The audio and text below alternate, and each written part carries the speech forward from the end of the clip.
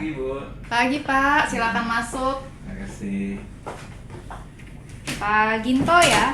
Betul. Oke. Gimana perjalanan tadi ke sini? Lancar? Lancar jaya, lancar. Baguslah kalau begitu. Nah, Saya sudah sempat lihat CV-nya nih. Mm-mm. Pas banget sama yang lagi saya cari. Saya lagi cari HR manager yang udah pengalaman cukup lama lah untuk mengisi posisi di hotel kami. baik. Mungkin Pak Ginto bisa ceritakan satu pengalaman yang paling berkesan selama Bapak jadi HR Manager. Oke. Selama 10 tahun sebagai HR Manager, memang ada satu pengalaman yang bisa dikatakan berkesan. Jadi pas hari pertama saya agak shock. General Manager informasikan kalau sebenarnya di hotel itu masih ada former HR Manager. Jadi orang yang saya gantikan sebenarnya masih ada. Jadi posisinya beliau itu didemosi. Didemosi ke posisi yang sangat bisa dikatakan yang paling rendah di perusahaan itu. Jadi timekeeper. Timekeeper itu dia tempatnya di entrance-nya karyawan. Jadi semua orang akan melihat dia. Ternyata former HR manager ini setahun pertama mereka bekerja sama, si GM sebenarnya sudah sebutkan sebenarnya kita nggak terlalu cocok nih. Kamu udah mulai coba cari-cari kerjaan baru aja, nggak apa-apa. Kamu tetap kerja di sini. Saya tanda tangan kontrak kedua, tapi coba cari-cari. Pak Adit ini coba juga apply ke tempat-tempat lain, tapi belum berjodoh pada saat itu. Seminggu sebelum kontrak kedua segera habis, si GM panggil dia, menanyakan, gimana outing kita? Oh Pak, kok outing? Saya nggak ikut outing Pak. Saya kontrak saya seminggu lagi selesai. Saya nggak usah bikin seragam. Saya malah nggak bikin seragam. Tapi udah aman kok Pak, ada yang taking care. Terus nanti kerjaanmu seperti apa? Saya di rumah aja lah gitu. Nah si GM bilangin, oh nggak apa-apa, kamu tetap kerja aja dulu lanjut sampai nanti kamu dapat pekerjaan baru, nggak apa-apa, kamu di sini aja dulu, seperti itu. Oh, terus perpanjang. Padahal sebenarnya secara hukum begitu kontrak pertama selesai, terus dikontrak lagi kontrak kedua, kalau tidak ada istilahnya perjanjian tertulis, harusnya sih break ya kalau di undang-undang gitu, ada kontrak pertama, kontrak kedua setahun, terus itu break. Setelah itu ada kerjasama lagi, perjanjian kerjasama lagi. Tapi pada waktu itu nggak ada. Jadi besoknya setelah kontrak habis dia tetap bekerja seperti biasa. Artinya secara hukum dia sudah otomatis permanen, karena permanen. Tapi salahnya adalah si HR manager ini pada waktu itu dia tidak menceritakan kalau ada hal seperti itu, resiko kalau dia akan otomatis permanen. Nah si GM juga karena mungkin dia percaya saja gitu ya, karena menurut beliau dia adalah orang baik, cuma karena nggak klik saja, jadi nggak apa-apa, santai aja gitu. Nah setelah jalan 2 atau 3 bulan, si GM tetap mencari HR manager, which is saya dapat pada waktu itu. Nah pada waktu itu kebetulan saya minta tuman notice. Nah selama tuman notice ini si GM bilang ke Pak Adit ini, Pak, kapan mau selesai? Saya udah dapat yang baru nih. Beliau bilang gini, oh nggak apa-apa, besok juga nggak apa-apa Pak. Saya tunggu surat dari Bapak. Jadi surat apa? Ya surat PHK Pak, saya kan udah permanen. Wah itu langsung mendidih.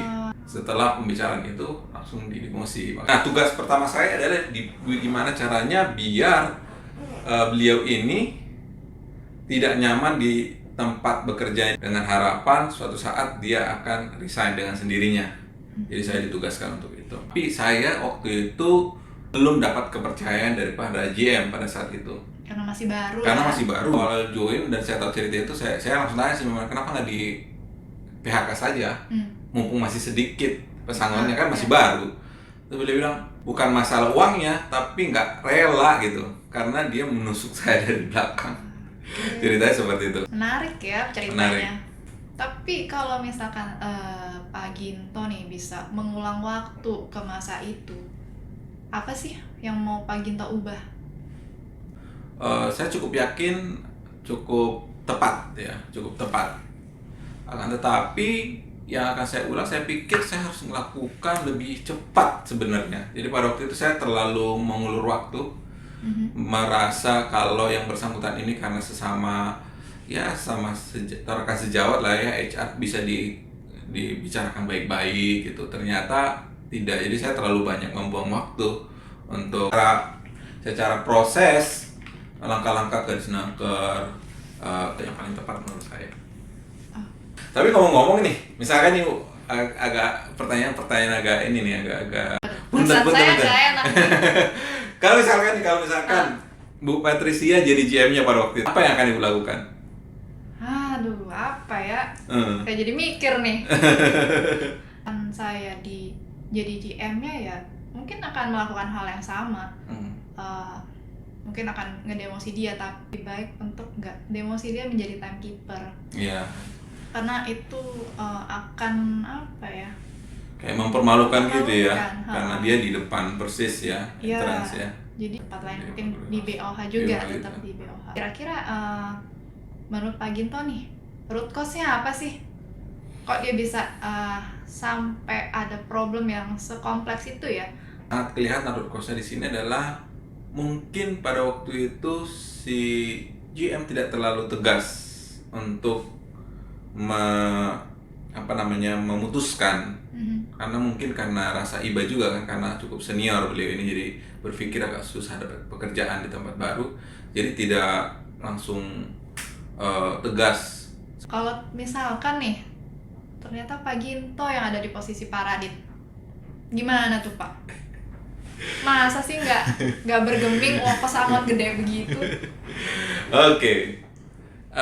Yang pertama, I will not do that things. Yang pertama, karena Yakin nih, Pak? yakin. Tapi kalau kejadian misalnya, menurut saya nama baik itu jauh lebih penting daripada pesangon yang disebutkan ya.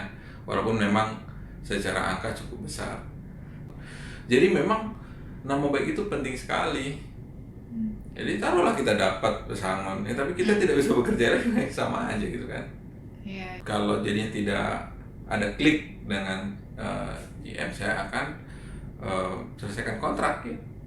Dan kalau memang disuruh kerja lagi, saya akan ceritakan resikonya apa. Harus ada tertulis kan sebenarnya. Business leader itu tidak tahu detail segala pekerjaan departemen kan. Itu kan ditugaskan untuk jadi konsultan di departemen kita masing-masing untuk ngasih tahu beliau apa yang harus beliau putuskan. Oke, setuju saya sama pendapat Pak Ginto. Kalau tadi saya dengar ceritanya tentang hukum juga udah paham bener lah ya. Pak Ginto, ada pertanyaan lagi mungkin? Saya pikir cukup, Bu. Cukup ya? Cukup. Oke, paling abis ini Pak Ginto tinggal menunggu aja informasi dari HR kami. Nanti bagaimana ke depannya akan diinfokan lebih lanjut. Ya, thank you, Bu. Ya, terima Thank you. kasih untuk hari ini ya, Pak. Ya, mari. Mari silakan. Iya.